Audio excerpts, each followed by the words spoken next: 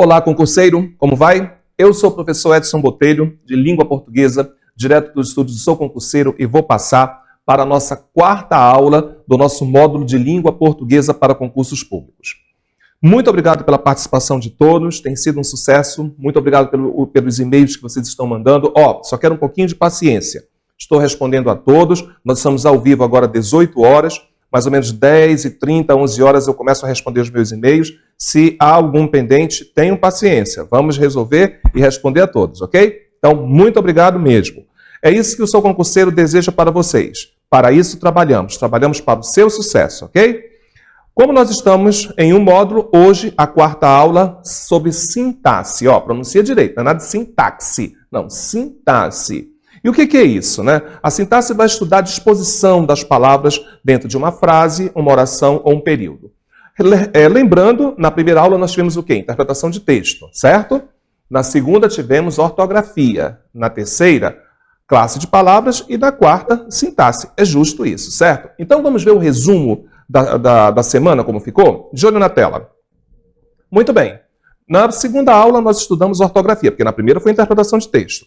Então, na segunda foi a parte de fonética, né, fonologia, que vai estudar os fonemas, os sons. Depois, atacamos a ortografia, que é a rainha de todo e qualquer concurso público. Depois, nós estudamos no terceiro dia morfologia, classificação das palavras. Você aprendeu a identificar um substantivo, um adjetivo, um pronome dentro de uma oração.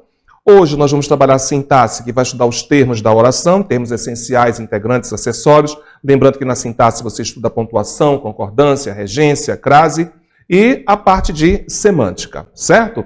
Muito bem. Mas, como eu disse para vocês, né, vocês vão concentrar hoje em sintaxe, que é a parte da nossa gramática que vai estudar a disposição de todas as palavras dentro de uma oração, de uma frase, de um período. Vamos saber a diferença de tudo isso, né? E essa relação lógica que as palavras vão se relacionar para formar essa ideia e juntar com outras ideias, que são a famosa criação de períodos, certo?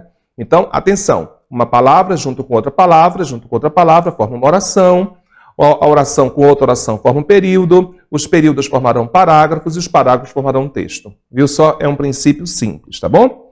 Só que antes, eu quero mostrar para vocês a diferença básica entre morfologia e sintaxe. Então, atenção.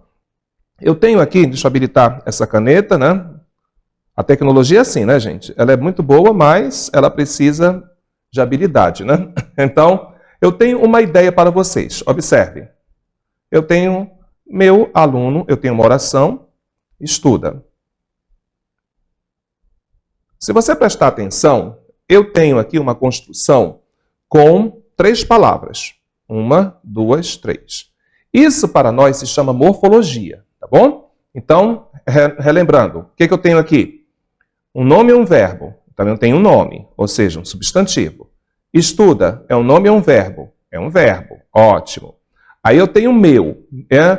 Meu está se relacionando com quem? Com a palavra aluno ou estuda? Está se relacionando com a palavra aluno, certo? Então, ela é uma classe dependente. Então, ela só pode ser o quê? Um artigo, um numeral, um adjetivo ou um pronome. Eu sei que meu não é um artigo, porque artigo é o, a, os, as. Não é um numeral. Vamos contar? 1, 2, 3, 4, meu, 5, meu. Não. Também não é um adjetivo, porque eu não falo aluno meu, homem meu, mulher meu, certo? Então, a gente sabe que ele é um pronome possessivo. Então, você fez o quê? A classificação morfológica, tá bom? Continuando com a mesma estrutura. Então, eu tenho meu aluno estuda. Então, você viu que pela morfologia, eu tenho 3 palavras. Agora, pela sintaxe, ela vai ser diferente, tá? Por quê? Porque a sintaxe estuda o relacionamento dessas palavras. Uma palavra é o campo morfológico, o termo é o campo sintático. Então, eu vou perguntar a você, quantos termos eu tenho nesta oração? Vamos ver? Responda para o Edson. Quem estuda? Meu aluno. O que meu aluno faz? Estuda.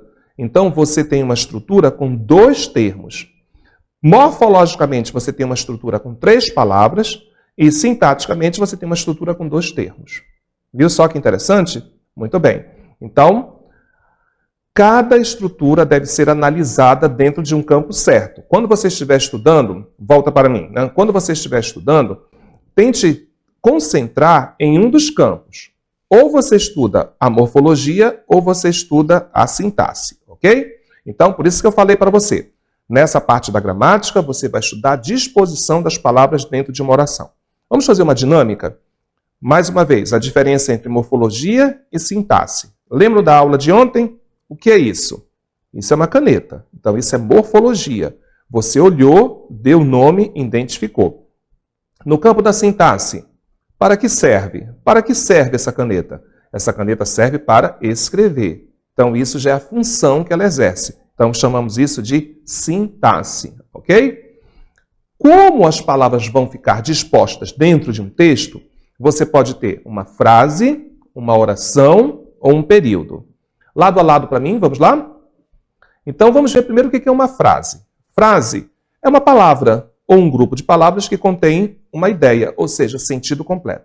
Exatamente, a frase é isso. É todo enunciado que tem sentido completo. Ela pode ter uma palavra. Oi, viu? Quando eu digo oi, a pessoa responde oi. Então, como ela entendeu, tem sentido completo, ela será chamada de frase. Ela pode ter duas palavras. Boa noite, boa tarde, bom dia. Então, quando você diz boa noite, a pessoa educadamente responde boa noite. Ó, duas palavras, boa noite. Então, isso é uma frase. Por quê? Porque tem sentido completo. Mas ela pode ter três palavras. Que dia quente. Hoje, para o Edson, foi quente. Então, olha, que dia quente. Três palavras. E você reparou que não há verbos, certo? Muito bem. Então, eu posso muito bem dizer para você que frase é todo enunciado de sentido completo. Já a oração, eu vou precisar ter um conjunto de palavras ou de orações estruturadas, contanto que elas estejam estruturadas em torno de um verbo. Preste bem atenção nisso. Então, o que é uma oração? É todo enunciado, é qualquer coisa que eu digo que contém um verbo. Então, eu posso muito bem dizer, eu estudo. Eu trabalho, ela canta, eu vou. Então, todos esses enunciados são chamados de orações porque eles contêm o verbo. Se eles possuem sentido completo ou não, não quero saber. Eu só preciso entender que oração é todo enunciado que contém um verbo. Já o período é uma estrutura organizada.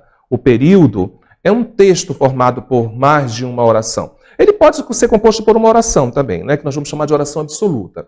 Mas o período é uma oração organizada. Entendeu? Ótimo. Agora volta para mim. No campo da sintaxe, vale muito a pena você perder tempo, né? Se bem que quando se estuda não se perde tempo. Mas, como eu estou dizendo, vale a pena você concentrar bastante na nossa famosa oração, porque ela que contém um verbo. A partir desse elemento é que todos os outros termos vão nascer. Então, chegou a hora de você aprender um pouco sobre análise sintática. Tá bom? Então, para isso, não esqueça do que eu falei para você. Você terá o campo da sintaxe à disposição dessas palavras, certo? Que agora você vai chamar de termos. Então, essas orações elas são compostas por termos. E eu posso ter termos essenciais, integrantes e acessórios. Mas antes disso, vamos dar uma treinada especial em um campo, né? Observe aqui, de olho na tela. Muito bem. Opa, vamos a isso. Tá? Nesse caso, você pode colocar lado a lado. Põe aí para mim. Então, observe. Eu vou colocar alguns campos importantes para vocês. Então, aqui, eu digo, eu estudo. Quando eu falo para você, eu estudo, isso é uma oração?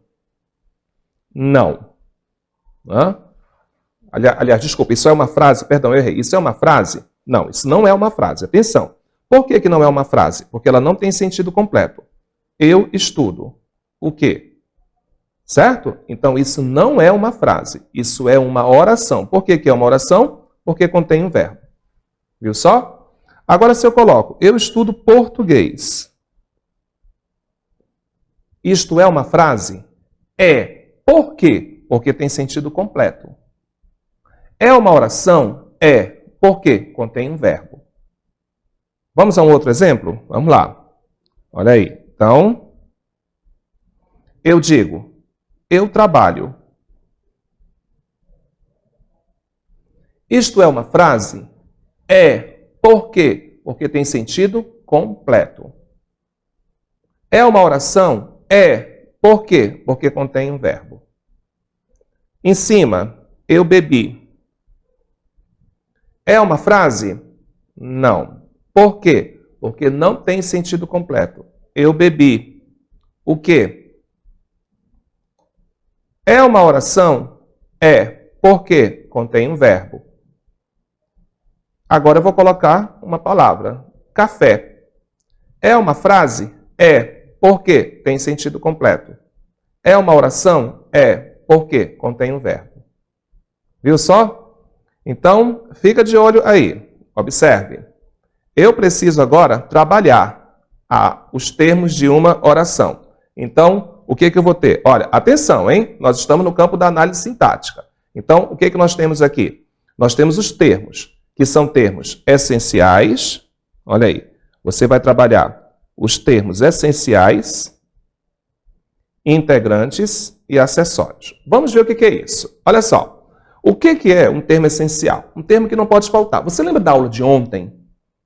Quando nós falamos em classes de palavras? Onde estavam as classes básicas? Quais são as classes básicas? O nome e o verbo.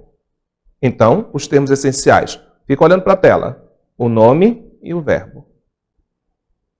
Certo? Então, toda vez que você tiver um nome, a partir de agora você vai chamar de sujeito, e o verbo você vai chamar de predicado. Por quê? O que é o sujeito? É a pessoa do meu discurso. O que é o predicado? É o que eu digo dessa pessoa. Então, eu vou colocar um enunciado aqui para você. Quero. Isso é uma frase? Não. É uma oração? É. Por quê? Porque eu tenho um verbo. Agora, eu vou perguntar a você. Vou apagar isso aqui tudinho. Isso. E eu vou dizer algo para você. Vou perguntar algo a você. Quantos termos possui essa oração? 1, 2, 3. Vamos ver? Se você prestar atenção, eu tenho todos os termos essenciais nessa única construção aqui. Eu tenho os dois termos essenciais que eu preciso. Eu tenho o sujeito e tenho o verbo. Por quê? Pergunta. Quem quer? Eu. Ele não está escrito aí, mas ele está presente na oração. Então, o que eu tenho aí? Eu quero. Só que eu não preciso dizer eu quero, basta dizer quero, porque a desinência do verbo já subentende-se que o sujeito está composto na oração. Ele faz parte da oração, tá bom? Ótimo. Então, o que eu tenho? O sujeito eu e o predicado quero. Agora eu pergunto a você, quando eu digo quero, isso tem sentido completo? Não. Então eu posso dar um sentido nessa oração, certo? Eu posso dar a essa oração um termo. Esse termo será chamado de termo integrante. Então, o que são termos integrantes? São termos que completam o sentido da oração. Não que ela precise, mas para tornar a comunicação mais efetiva. Então, eu vou dizer para você, quero café. Melhorou o sentido? Melhorou. Então, café deu um complemento à minha oração. Então, ela passou a ser um termo integrante. Agora, preste atenção. Quero é um verbo ou é um nome? Ora, é um verbo. Então, na realidade, o que foi que eu dei para essa oração? Um complemento verbal. Viu só? Então, essa construção, quero café, possui os dois termos essenciais da oração, possui o sujeito, possui o predicado, e ela possui um termo integrante, que é o complemento verbal, o complemento de quero. Muito bem. Só estou apagando aí para você concentrar, porque como você vai ter essa imagem, né? E olha, a aula é ao vivo, mas você sabe, você pode acessar depois. Inclusive as aulas passadas, tá bom? Muito bem. E o material já sabe, é só buscar no link. Agora, eu pergunto a você, essa oração precisa de mais alguma coisa? Não, quero café. Mas, se você quiser, você pode dar um enfeite a essa oração, certo? Esse enfeite será chamado de quê? De termo acessório. Então, o que é um acessório? Acessório é um enfeite que você vai colocar na oração que não causa muitas mudanças. Pode até melhorar um pouco o sentido, mas ele não é absoluto. Então, eu posso muito bem dizer que eu quero café amargo. Quero café amargo. Olha, vocês estão vendo, a tecnologia é muito boa, mas escrever com essa caneta é muito 10, gente. A gente erra tudo. Ó, não estou dizendo para vocês. Tecnologia é assim, né? Eu sou da época da pedra do giz, tá? Ótimo. Quando eu digo para você que eu quero café amargo, é porque saiu esse pontinho aqui, eu queria tirar, porque parecia um acento, né? Muito bem. Quando eu digo para você que eu quero café amargo, amargo passou a ser apenas um enfeite. Um enfeite na oração, só isso. Aí eu vou perguntar a você, esse enfeite aqui, ele está se relacionando com o verbo ou com o nome? Eu quero amargo ou eu quero café amargo? O café que eu quero é amargo. Amargo está se relacionando com quem? Com café, certo? Aí eu pergunto, café é um verbo ou é um nome? Ora, é um nome. Então eu digo para você que amargo está junto à palavra café. Está enfeitando a palavra café. Então, ele é um junto de um nome. Ele é um junto nome. Ele é um adjunto adnominal. Viu só? Então, nessa pequena estrutura que você está olhando agora, você tem todos os termos que compõem uma oração. Os termos essenciais, sujeito, predicado, os termos integrantes, né? No caso, apenas o complemento verbal, e você tem os termos acessórios, o adjunto nome, o adjunto adnominal. Pode voltar para mim. Né? Muito bem. Então, o que você acabou de fazer chama-se análise sintática. Agora, é um estudo muito completo, um estudo muito bom que você deveria fazer. Todavia, o mais importante na análise sintática é você identificar o sujeito da oração. Ele é um dos mais importantes elementos que você precisa conhecer, precisa saber. Todo estudante da língua portuguesa deve concentrar sempre no sujeito e no verbo, porque a partir, sujeito e verbo, nome e verbo, classes básicas, termos essenciais. Vale salientar também para vocês que a base da concordância verbal está totalmente ligada na relação verbo-sujeito. Viu só? Isso evita muito o decorar, né? São tantas regras, mas quando você observa a relação de sujeito-verbo, torna-se muito mais fácil. Só que há um detalhe, o sujeito ele pode estar localizado em qualquer parte do texto, em qualquer parte da oração. O sujeito ele orbita na oração, isso é muito importante. Dentro dessa estrutura oracional, onde você colocar ele fica. O importante é você perceber onde está o verbo, aí você vai perguntar ao verbo, né, quem é o sujeito dessa oração. Então, eu vou dar um exemplo para vocês, de olho na tela. Agora eu quero inteira, que é para o aluno ver bem. Você sabe que toda oração possui uma ordem direta, né? A ordem direta é sujeito, verbo, complemento. Então, se você prestar bem atenção, eu tenho aqui uma ordem direta. Tá? Deixa eu só habilitar a minha caneta aqui. Eu tenho sujeito, verbo, complemento. Agora, eu posso alterar essa ordem. Eu posso fazer uma ordem inversa. Olha aí. Então, ordem direta. Sujeito, as crianças. Verbo, brincavam. Complemento, despreocupadas. Então, eu digo, as crianças brincavam despreocupadas. Mas eu posso alterar essa ordem. Brincavam despreocupadas as crianças. Brincavam as crianças despreocupadas. Despreocupadas as crianças brincavam. Então, essa ordem ela pode ser alterada. Isso dificulta um pouco o trabalho para o estudo do sujeito, para você encontrar o sujeito. Então, você tem que ter muito cuidado. Eu sempre faço uma brincadeirinha, né? Eu sempre digo para os meus alunos, né? Verbo é como uma mulher apaixonada. O que você pede, ela dá. Então, pergunte logo ao verbo sobre esse sujeito, porque ele é importante. Porque se você falhar na busca desse sujeito, você vai falhar na concordância verbal, na concordância nominal. Então, eu tenho alguns exemplos para vocês de orações que estão quebradas, que não estão na ordem, né, direta, mas nós vamos passar a encontrar o sujeito. Inclusive, eu vou puxar um pouco a concordância verbal. Lado a lado para mim. Vamos lá? Então, atenção. Chegaram hoje à tarde muitas correspondências. Então, eu pergunto a você, vamos lá, onde está o meu concurseiro, atento, responda para mim, quem chegou hoje à tarde? Minhas correspondências. Então, você tem o sujeito da oração. Ocorreram festas no final de semana. O que ocorreram no final de semana? Festas. Olha aí o sujeito já está praticamente no meio da oração. Então, eu tenho aí o sujeito da oração.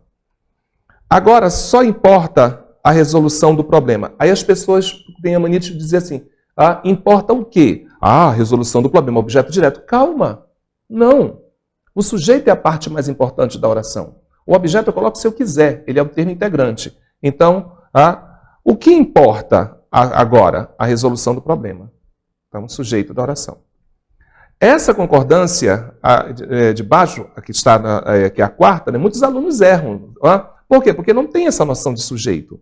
Ainda faltam 15 minutos para chegarmos. Como é que as pessoas costumam falar? Falta 5 minutos para começar a aula. Falta 10 minutos para começar o filme. Ora, falta 10? O que falta? 10. 10 falta não. 10 faltam. Então, olha aí, ainda faltam 15 minutos para chegarmos. Olha, 15 minutos faltam para chegarmos. Então, quando você tem essa noção de sujeito, essa noção clássica de sujeito, fica muito difícil você errar a concordância verbal. Por quê? Eu tenho certeza que, como concurseiro competente você não vai dizer nós foi, e nem elas vai, e nem as crianças chegou, certo? Porque você tem uma habilidade para fazer a concordância verbal muito boa. Por que então que nós erramos ou sentimos dificuldades com a concordância verbal? Justamente porque você não tem essa noção de sujeito. Então, volta para mim. O sujeito ele é tão importante que ele influencia até a concordância nominal. Exatamente. Nós temos a concordância verbal, a concordância nominal. Agora, há algumas particularidades em relação ao nosso sujeito, né? Só quero que vocês lembrem de um ponto importante. Não esqueça, de que o sujeito da oração não pode vir regido de preposição. Não há sujeitos preposicionados na língua portuguesa. Então, vamos começar a ter uma boa comunicação. As pessoas costumam falar, né? Está na hora dele acordar. Está na hora dele acordar. Olha, deixe-o dormir para que ele não escute essa aberração, né? Está na hora dele acordar, está na hora dele acordar. Quem é que vai acordar? Ele, certo? Então, você deve dizer, está na hora de ele acordar. Está na hora da onça beber água. Coitadinha, né? Ela melhor a onça ficar com sede para não ter esse desgosto, né? Ora, está na hora da onça beber água. Não, senhor. Está na hora de a onça beber água. Aí ela vai beber feliz, né? A fim dele conseguir a promoção, comprei novos livros. Neste caso, quem tem os livros têm que ter conteúdo de língua portuguesa, né? A fim dele conseguir a aprovação. Com português desse ele não vai conseguir, né? Então, a fim dele conseguir a aprovação, não. A fim de ele conseguir a aprovação, comprei novos livros. Apesar da manifestação ocupar as ruas principais, apesar da manifestação ocupar as ruas principais, não.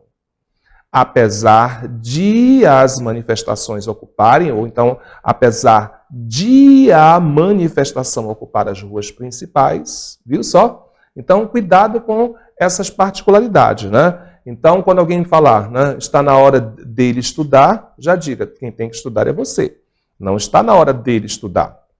Está na hora de ele estudar. Então, uma das particularidades do sujeito seriam essa, né? Agora, eu quero mostrar para vocês também como você vai classificar esse sujeito. Então, de olho na tela. A NGB, a nomenclatura gramatical brasileira, reconhece apenas 3 tipos de sujeito, que é o sujeito simples, o sujeito composto e o indeterminado. Ela também vai reconhecer a existência de orações sem sujeito. Então, o que seria o sujeito simples? Volta para mim. O sujeito simples é aquele que possui apenas um núcleo. Então, João chegou. Quem chegou? João. O aluno estuda. Quem estuda? O aluno. Maria chegou. Quem chegou? Maria. Já o composto ele é formado por 2 ou mais núcleos. Então, eu digo, o professor e os alunos serão chamados pelo diretor. Quem será chamado pelo diretor? O professor e os alunos. O diretor da escola, o professor e os alunos foram homenageados. Quem foi homenageado? O diretor da escola, o professor e os alunos. Sujeito composto. Aí eu tenho o indeterminado. O que seria um sujeito indeterminado? É aquele que não está na oração e você não consegue identificá-lo. Observem. Há alguém na porta. Bateram a porta. Quem bateu? Quem bateu? Não sei. Pode ter sido eles, elas. Então, muito cuidado com isso, tá bom? Então, chegaram. Quem chegou? Eles? Não, pode ter sido elas. Então, você consegue saber, né, O sujeito consegue visualizar, mas não consegue identificá-lo, por isso que ele é chamado de indeterminado. Aí alguns alunos perguntam, Edson, né, e o sujeito oculto, como é que fica? Eu trouxe uma dica aí para vocês. Vamos lá, de olho na tela. No caso do sujeito oculto, ele também é chamado de sujeito elíptico, subtendido, desinencial. Né? Então, ele é determinado pela desinência verbal. Não aparece explícito na oração, mas facilmente você consegue identificá-lo. Por isso, né, que nós chamamos de sujeito implícito. Antigamente, ele era chamado de sujeito oculto. Olha só. Né? Então, estamos sempre alertas para o aumento abusivo dos preços. Quem está alerta? Nós. Muito bem, volta para mim. Então, esse sujeito, para muitos gramáticos, ele é chamado de sujeito simples. Tá? Então, olha só. Bebi água. Quem bebeu água? Eu. Tudo bem, você pode chamar de sujeito elíptico, subtendido, essencial. Tá? Os velhinhos chamarão de sujeito oculto. Mas muitos professores e muitas bancas consideram esse sujeito como sujeito simples. Tá bom? Então, nós também temos que dar uma ênfase ao sujeito inexistente ou às orações sem sujeitos. Elas ocorrem com verbos impessoais, tá bom? O que são verbos impessoais? Lembrando que a língua portuguesa apresenta, verbos pessoais, impessoais e unipessoais. Vale até a pena a gente colocar em tela, né? Vamos lá? Então, eu vou ter os meus verbos pessoais, impessoais e unipessoais. O que são verbos pessoais? São os verbos que apresentam as pessoas do discurso. Logo, eles podem ser conjugados. Então, aqui eu tenho o verbo cantar. Então, eu digo, eu canto, tu cantas, ele canta. Já os impessoais, olha, partícula negativa. Lembra? Feliz, infeliz. Então, os impessoais, eles não apresentam as pessoas do discurso. Logo, não podem ser conjugados, porque são verbos que expressam ações não humanas. Então, se eles expressam ações não humanas, não podem ser conjugados. É o caso do verbo chover. Eu não vou dizer eu chovo, nem tu choves.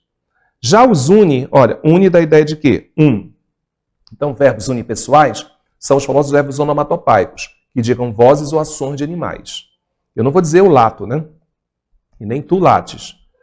Mas eu vou dizer ele late. O cachorro late. Muito bem. Volta para mim.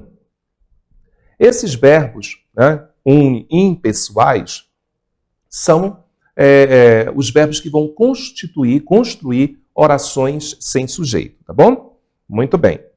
E esses verbos, eles são classificados em, atenção, aqueles que exprimem fenômenos da natureza, aqueles que indicam tempo decorrido, né? Olha aí, era uma vez, são 3 horas, é tarde. Você já reparou que esses verbos, né, unipessoais, eu não posso nem perguntar qual é o sujeito, que ele não vai responder? Observe, é tarde.